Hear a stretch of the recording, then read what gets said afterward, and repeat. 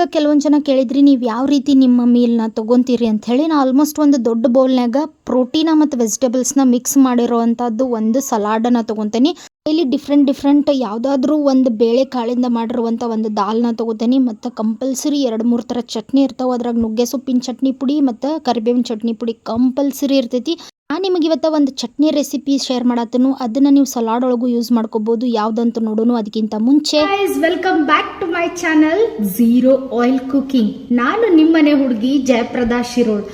ಪ್ರತಿಯೊಂದು ದಿನ ಹೊಸ ಹೊಸ ಅಡುಗೆಯೊಂದಿಗೆ ನಿಮ್ಮ ಆರೋಗ್ಯಕರದ ಸೀಕ್ರೆಟ್ನ ಹೇಳಲು ನಾನು ನಿಮ್ಮ ಮುಂದೆ ಬರ್ತಾ ಇದ್ದೀನಿ ಝೀರೋ ಆಯಿಲ್ ಕುಕಿಂಗ್ ಚಾನಲ್ ಒಂದಿಗೆ.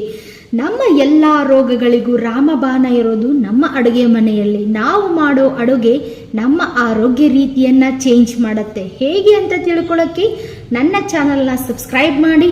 ನಾನು ಹಾಕೋ ಪ್ರತಿಯೊಂದು ವಿಡಿಯೋನ ತಿಳ್ಕೊಳ್ಳಿ. ಈ ವಿಡಿಯೋದಲ್ಲಿ ನಾನು ಯಾವ ಇಂಗ್ರೀಡಿಯೆಂಟ್ಸ್ ರೆಸಿಪಿಗಾಗಿ ಬಳಸ್ತಾ ಇದ್ದೀನಿ, ಅದು ನಮ್ಮ ದೇಹದ ಮೇಲೆ ಯಾವ ರೀತಿ ಇಫೆಕ್ಟ್ ಆಗುತ್ತೆ, BP, sugar, thyroid, autoimmune, arthritis ಅಂತ ರೋಗಗಳಿಗೆ ಹೇಗೆ ನಾವು ಮನೆಯಲ್ಲೇ ಆಹಾರ ಪದ್ಧತಿನ ಬದಲಾಯಿಸ್ಕೋಬೇಕು ಅನ್ನೋದನ್ನ ನಾನು ನಿಮ್ಮ ಮುಂದೆ ಎಳೆಯಾಗಿ ಬಿಚ್ಚಿಡ್ತಾ ಇದ್ದೀನಿ.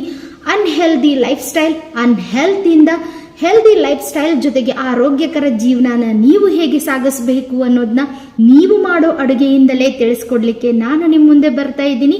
ಹಾಗಾದ್ರೆ ನೋಡೋಣ ಬನ್ನಿ, ಇವತ್ತು ನಮ್ಮ ರೆಸಿಪಿ ಯಾವುದು, ಹೇಗಿರುತ್ತೆ, ಅದು ನಮ್ಮ ದೇಹಕ್ಕೆ ಯಾವ ರೀತಿಯಾದಂಥ ಬೆಳವಣಿಗೆಯನ್ನ ಕೊಡುತ್ತೆ, ಜೊತೆಗೆ ಬೆನಿಫಿಟ್ ಯಾವುದಿದೆ ಅಂತ. ಸೊ ಲೆಟ್ಸ್ ಬಿಗಿ. ಫಸ್ಟಿಗೆ ನಾನು ಯಾವ ಥರ ಸಲಾಡನ್ನು ಮಾಡ್ಕೋತೇನೆ ಅಂತ ಹೇಳ್ತೇನೆ. ಫಸ್ಟ್ ಒಂದು ನೆನೆಸಿಟ್ಟಿದ್ದ ಕಾಳನ್ನು ನಾನು ಇಲ್ಲಿ ಯೂಸ್ ಮಾಡ್ತೇನೆ. ಒಂದೊಂದು ಸತಿ ಮೊಳಕೆ ಒಡಿಸಿರ್ತೇನೆ, ಮೊಳಕೆ ಒಡಿಸಿರ್ಲಿಲ್ಲ ಅಂದ್ರೂ ನಾನು ಹಂಗೂ ಯೂಸ್ ಮಾಡ್ತೇನೆ. ಬಟ್ ಕಂಪಲ್ಸರಿ ನಾನು ಇಲ್ಲಿ ಏನು ಮಾಡ್ತೇನೆ, ಒಂದು ಕಾಳಂತೂ ಕಂಪಲ್ಸರಿ. ಅದಕ್ಕೆ ನಾನು ಒಂದು ಸತಿ ಕ್ಯಾರೆಟು, ಸೌತೆಕಾಯಿ, ಈರುಳ್ಳಿ ಹಾಕೋತೇನೆ. ಇನ್ನೊಂದು ಸತಿ ಮಾವಿನಕಾಯಿ ತುರಿ, ನೂಕಲು, ಆಮೇಲೆ ಆಲೂಗಡ್ಡೆನೂ ತುರಿದು ಹಾಕೋತೀನಿ. ಆಲ್ಮೋಸ್ಟ್ ಎಲ್ಲ ಹಸಿ ತರಕಾರಿ, ಬದ್ನಿಕಾಯಿನ ಹಿಡ್ಕೊಂಡು ಎಲ್ಲ ಹಸಿ ತರಕಾರಿನೂ ಒಂದು ರೀತಿ ಅಥವಾ ಒಂದಿನ ಇಲ್ಲ ಇನ್ನೊಂದು ದಿನ ಹಿಂಗೆ 3-4 ಥರ ವೆಜಿಟೇಬಲ್ಸ್ನ ಮಿಕ್ಸ್ ಮಾಡ್ಕೊಂಡು ಅದಕ್ಕೆ ಉಪ್ಪು, ಖಾರ, ಮೊಸರು ಮತ್ತು ನಿಂಬೆಹಣ್ಣು ಕಂಪಲ್ಸರಿ ಹಾಕ್ತೇನೆ. ಬಟ್ ಇವತ್ತು ಒಂದು ಚಟ್ನಿ ಹಾಕ್ಕೊಂಡೇನಿ, ಯಾಕಂದ್ರೆ ಮನ್ಯಾಗ ಪುದೀನ ಚಟ್ನಿ ಖಾಲಿ ಆಗಿಬಿಟ್ಟಿತ್ತು. ಸೊ ಅದಕ್ಕೆ ನಾನು ಪುದೀನದ್ರೊಳಗನ ಒಂದು ಬೇರೆ ಥರ ಚಟ್ನಿ ಮಾಡಿ ಹಾಕ್ಕೊಂಡು ಮಸ್ತ್ ಅಂದ್ರೆ ಮಸ್ತ್ ಇರ್ತೈತಿ. ಆಮೇಲೆ ಡೈಲಿ ನಮ್ಮ ಮನ್ಯಾಗ ಪುದೀನ ಇದ್ದೇ ಇರ್ತೈತಿ. ಯಾಕೆ ನೀವು ಡೈಲಿ ಪುದೀನನ ತಿನ್ನಬೇಕು ಅನ್ನೋದು ಹೇಳ್ತೀನಿ, ಬಟ್ ಲಿಮಿಟೆಡ್ ಕ್ವಾಂಟಿಟಿ ಒಳಗೆ ತಿನ್ಬೇಕು. ದಿನ ತಿನ್ನೋದು ಅಂದ್ಕೂಡಲೇ ಹುಯ್ಯತ್ತೂ ತಿನ್ನಬಾರ್ದು, ಅದರಿಂದ ಭಾಳ ಸೈಡ್ ಇಫೆಕ್ಟ್ಸೂ ಇರ್ತಾವೆ.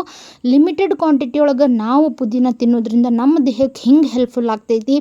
ಸೊ ಆ ರೆಸಿಪಿನ ಹೆಂಗೆ ಮಾಡೋದು ಅಂತ ಹೇಳ್ತೀನಿ. ಅದಕ್ಕಿಂತ ಮೊದಲು ನೀವು ಎಲ್ಲರೂ ಊಟ ಮಾಡೋಕ್ಕಿಂತ ಮೊದಲು ಇಷ್ಟು ದೊಡ್ಡದೊಂದು ಬೌಲ್ನಾಗ ಪ್ರೋಟೀನ್ ಅಥವಾ ಫೈಬರ್ ಜಾಸ್ತಿ ಇರುವಂಥ ಫುಡ್ಡನ್ನ ತೊಗೊಳ್ಳೋದು ಭಾಳ ಇಂಪಾರ್ಟೆಂಟ್. ಸೊ ಅದನ್ನು ನೀವು ಯಾವಾಗಲೂ ಪ್ರಾಕ್ಟೀಸ್ ಮಾಡ್ಕೊರಿ. ಸೊ ಇವತ್ತು ನಾನು ನಿಮಗೆ ಒಂದು ಡ್ರೆಸ್ಸಿಂಗ್ ರೆಸಿಪಿ ಅಥವಾ ಒಂದು ಚಟ್ನಿ ರೆಸಿಪಿ ಹೇಳತ್ತೀನಿ. ಇದನ್ನು ಪುದೀನ ಮತ್ತು ಹೀರೆಕಾಯಿನ ಬಳಸ್ಕೊಂಡು ನಾ ಇಲ್ಲಿ ಮಾಡಕತ್ತೇನೆ. ಇದರಿಂದ ಬೆನಿಫಿಟ್ಸ್ ಏನಂತೂ ಹೇಳ್ಕೊತ ಬರ್ತೀನಿ. ಕಡಿ ತನಕ ವೀಡಿಯೋನ ನೋಡಿರಿ. ಸೊ ಫಸ್ಟಿಗೆ ಇಲ್ಲಿ ಏನು ಮಾಡತ್ತೇನಪ್ಪ ಅಂತಂದ್ರೆ ಒಂದು ಪಾತ್ರೆ ತೊಗೊಂಡು 2 ಟೀ ಸ್ಪೂನಷ್ಟು ಕಡಲೆಬೇಳೆ, ಉದ್ದಿನಬೇಳೆನ ಹಾಕ್ಕೊಂಡು ಚೆನ್ನಾಗಿ ಹುರ್ಕೋಬೇಕು. ಅದಕ್ಕೆ ಸೋಂಪು ಮತ್ತು ಮೆಂತೆ ಕಾಳನ್ನು ನಾನು 1 ಟೀ ಸ್ಪೂನಷ್ಟು ತೊಗೊಂಡೇನಿ. ಅದ್ರ ಜೊತೆಗೆ ನಾ ಇಲ್ಲಿ ಸ್ವಲ್ಪ ಚಕ್ಕೆ, ಲವಂಗ, ಧನಿಯಾ ಮತ್ತು ಕಾಳು ಮೆಣಸನ್ನು ತೊಗೊಂಡೇನಿ. ಇವ್ರನ್ನೆಲ್ಲ ಚಂದಂಗೆ ಘಮ ಬರೋವರೆಗೂ ಮಸ್ತ್ ಹುರ್ಕೋತೇನೆ. ಇವ್ರನ್ನ ಹುರ್ಕೊಂಡ್ಮೇಲೆ ಇದಕ್ಕೆ ನಾ ಇಲ್ಲಿ ಏನು ಮಾಡತ್ತೇನಪ್ಪ ಅಂತಂದ್ರೆ ಸ್ವಲ್ಪ ಕರಿಬೇವನ್ನ ಆ್ಯಡ್ ಮಾಡ್ಕೊಳತ್ತೀನಿ. ಕರಿಬೇವನು ಕುರುಕುರು ಆಗೋವರೆಗೂ ಹತ್ರನೂ ಹುರ್ಕೋತೀನಿ. ಭಾಳನೂ ಕುರುಕುರು ಆಗೋ ಅವಶ್ಯಕತೆ ಇಲ್ಲ, ಸ್ವಲ್ಪ ಒಂಥರ ಕುರುಕುರು ಆದರೆ ಸಾಕು. ನೀವು ಮುಟ್ಟಿ ನೋಡ್ರೆ ಅದು 2 ಪೀಸ್ ಆಗಬೇಕು, ಸೌಂಡ್ ಮಾಡ್ಕೋತಾ ಅಷ್ಟಾದರೆ ಸಾಕು. ಇವುಗಳನ್ನೆಲ್ಲನೂ ಎಣ್ಣೆ ಅಲ್ಲದೆ ನೀಟಾಗಿ ನೀವು ಫ್ರೈ ಮಾಡ್ಕೊಂಡ್ಮೇಲೆ ಏನು ಮಾಡ್ರಪ್ಪ ಅಂತಂದ್ರೆ, ನೀವು ಖಾರ ತಿನ್ನಂಗಿಲ್ಲ ಅಂತಂದ್ರೆ ಬ್ಯಾಡಗಿ ಮೆಣಸಿನ್ಕಾಯಿ ಯೂಸ್ ಮಾಡಿರಿ. ಖಾರ ತಿಂತಿದ್ರೆ ಸ್ವಲ್ಪ ಗುಂಟೂರು ಮೆಣಸಿನ್ಕಾಯಿನೂ ಆ್ಯಡ್ ಮಾಡ್ಕೊಂಡು ಅವ್ರನ್ನೂ ಚಂದಂಗೆ ವಾಸನೆ ಬರುವಂಗೆ ಹುರ್ಕೊರಿ. ಭಾಳ ವಾಸನೆ ಬರ್ಸೋಕೆ ಹೋಗ್ಬೇಡ್ರಿ. ಮತ್ತು ಮನ್ಯಾಗ ಗಾಟ್ ಹಿಡಿತಂದ್ರೆ ಎಲ್ಲರೂ ಹಾಕ್ಸಿ ಅನ್ಕೋತ ಕುಂಡಿರ್ತಾರೋ. ಮೂಗು ಭಾಳ ಕೆಟ್ಟು ಉರಿತೈತಿ ಬಿಸ್ಲಾಗ. ಇದನ್ನ ಸೈಡ್ ತೆಗೆದಿಟ್ಕೊಂಡು ಸ್ವಲ್ಪ ತಣ್ಣಗಾಗಕ್ಕೆ ಬಿಡ್ರಿ. ಅದ ಪಾತ್ರೆ ಒಳಗೆ ಏನು ಮಾಡಿರಿ, ಒಂದು ದೊಡ್ಡ ಸೈಜಷ್ಟು ಈರುಳ್ಳಿನ ಕಟ್ ಮಾಡಿ ಹಾಕ್ಕೊಂಡು ಇದಕ್ಕೆ ಹೀರೆಕಾಯಿನ ನಾನಿಲ್ಲಿ ಆ್ಯಡ್ ಮಾಡ್ಕೊಳತ್ತೇನೆ. ಬರೀ ಪುದೀನ ಚಟ್ನಿ ಮಾಡತ್ತಿಲ್ಲ, ನಾನಿಲ್ಲಿ ಹೀರೆಕಾಯಿನ ಆ್ಯಡ್ ಮಾಡತ್ತೀನಿ. ಹೀರೆಕಾಯಿ ಬೆನಿಫಿಟ್ಸ್ ಏನೈತೆ ಅನ್ನೋದು ಆಲ್ರೆಡಿ ನಾನು ನಿಮಗೆ ನನ್ನ ಪ್ರೀವಿಯಸ್ ವೀಡಿಯೋದಾಗ ತಿಳಿಸೀನಿ. ಅದ್ರ ಲಿಂಕನ್ನು ಡಿಸ್ಕ್ರಿಪ್ಷನ್ದಾಗ ಕೊಟ್ಟಿರ್ತೇನೆ, ಚೆಕ್ ಮಾಡ್ಕೋರಿ. ಮತ್ತು ನಾನು ಇಲ್ಲಿ ಅದಕ್ಕೆ ಬೆಳ್ಳುಳ್ಳಿ ಆ್ಯಡ್ ಮಾಡ್ಕೊಳತ್ತೀನಿ ಮತ್ತು ಸ್ವಲ್ಪ ಶುಂಠಿ ಆ್ಯಡ್ ಮಾಡ್ಕೊಂಡು ಚಂದಂಗೆ ಇವ್ರನ್ನೆಲ್ಲದ್ರೂ ಫ್ರೈ ಮಾಡತ್ತೀನಿ. ಇವೇನಾರ ತಳ ಹಿಡಿಯಾಕತ್ತೈತಿ ಅಂತ ನಿಮಗೆ ಅನಿಸ್ತಂದ್ರೆ ಸ್ವಲ್ಪ ನೀರನ್ನು ಚಿಮ್ಮಡಿಸ್ರಷ್ಟ, ಜಾಸ್ತಿ ನೀರು ಹಾಕಕ್ಕೆ ಹೋಗ್ಬೇಡ್ರಿ. ಜಾಸ್ತಿ ನೀರು ಹಾಕಿ ನೀವು ಇದನ್ನು ಕುಕ್ ಮಾಡಿದ್ರೆ ಏನು ಪ್ರಾಬ್ಲಮ್ ಇಲ್ಲ. ಬಟ್ ಟೇಸ್ಟ್ ನನಗೇನೋ ಅಷ್ಟು ಸರಿ ಅನ್ಸಂಗಿಲ್ಲ. ಯಾಕಂದ್ರೆ ಲಾಸ್ಟ್ ಟೈಮ್ ನಾನು ನೀರು ಜಾಸ್ತಿ ಹಾಕಿ ಕುಕ್ ಮಾಡಿದ್ನಿ, ನಂಗೆ ಟೇಸ್ಟ್ ಇಷ್ಟ ಆಗಲಿಲ್ಲ, ಅದಕ್ಕೆ ಹೇಳತ್ತೀನಿ. ಸೊ ಹೀರೆಕಾಯಿ ಮತ್ತು ಈರುಳ್ಳಿ ಎಲ್ಲ ಚಂದ ಹಿಂಗೆ ಬೆಂದ ಮೇಲೆ ಇಲ್ಲಿ ಏನು ಮಾಡತ್ತೀನಿ, ಒಂದು ಕೈ ಹಿಡಿಯಷ್ಟು ಪುದೀನಾನ ಆ್ಯಡ್ ಮಾಡ್ಕೊಳತ್ತೀನಿ. ಸ್ವಲ್ಪ ಅದಕ್ಕೆ ಉಪ್ಪನ್ನು ಆ್ಯಡ್ ಮಾಡ್ಕೊಂಡು ಇದನ್ನು ಕೂಡ ಚಂದ ಹಿಂಗೆ ಬೇಯಿಸ್ಕೊತೇನೆ. ಪುದೀನಾದಿಂದ ನಮ್ಮ ದೇಹಕ್ಕೆ ಏನೆಲ್ಲ ಬೆನಿಫಿಟ್ಸ್ ಐತಿ, ಅದ್ರ ಸೈಡ್ ಎಫೆಕ್ಟ್ಸ್ ಐತಿ ಅನ್ನೋದನ್ನು ಹೇಳ್ತೇನೆ. ಫಸ್ಟ್ ಪುದೀನ ನೀವು ಜಾಸ್ತಿ ತಿನ್ನೋದ್ರಿಂದ ಏನಾಗ್ತೈತಿ ಅಂದ್ರೆ ಲೂಸ್ ಮೋಷನ್, ವಾಮಿಟಿಂಗ್ ಆಗೋ ಚಾನ್ಸಸ್ ಇರ್ತೈತಿ. ಮತ್ತು ಯಾರೆಲ್ಲ ಗರ್ಭಿಣಿ ಇರ್ತಿರಲ್ಲ ಅವ್ರಿಗೆ ಹಾರ್ಮೋನ್ ಇಂಬ್ಯಾಲೆನ್ಸ್ ಆಗುವಂಥ ಚಾನ್ಸಸ್ ಇರ್ತೈತಿ. ಅದಕ್ಕೆ ಇದನ್ನು ಲಿಮಿಟೆಡ್ ಕ್ವಾಂಟಿಟಿ ಒಳಗೆ ತೊಗೋರಿ, ಬಟ್ ಡೈಲಿ ತೊಗೋಬೇಕು ಇದನ್ನು. ಯಾಕಪ್ಪ ಅಂತಂದರೆ ಇದ್ರೊಳಗೆ ರೋಗ ನಿರೋಧಕ ಶಕ್ತಿ ಜಾಸ್ತಿ ಇರ್ತೈತಿ. ಮೆಂಥಾಲ್ ಮತ್ತು ಫೈಟೋನ್ಯೂಟ್ರಿಯೆಂಟ್ಗಳು ಇರೋದ್ರಿಂದ ನಮ್ಮ ಜೀರ್ಣಕ್ರಿಯೆಗೆ ಭಾಳ ಅಂದ್ರೆ ಭಾಳ ಹೆಲ್ಪ್ ಮಾಡ್ತಾವೆ. ಮತ್ತು ಯಾವುದಾರೆ ನಂಜಾಗಿರ್ತೈತಲ್ಲ ಅದನ್ನು ಕಡಿಮೆ ಮಾಡ್ತೈತಿ. ಹೊಟ್ಟೆನ ಶಾಂತವಾಗಿರ್ತೈತಿ. ವಾಮಿಟಿಂಗ್ ಆಗ್ಲಾರ್ದಂಗೆ ನೋಡ್ಕೊತೈತಿ. ಸ್ವಲ್ಪ ತಿಂದ್ರೆ, ಜಾಸ್ತಿ ತಿಂದ್ರೆ ವಾಮಿಟ್ ಆಗ್ತೈತಿ.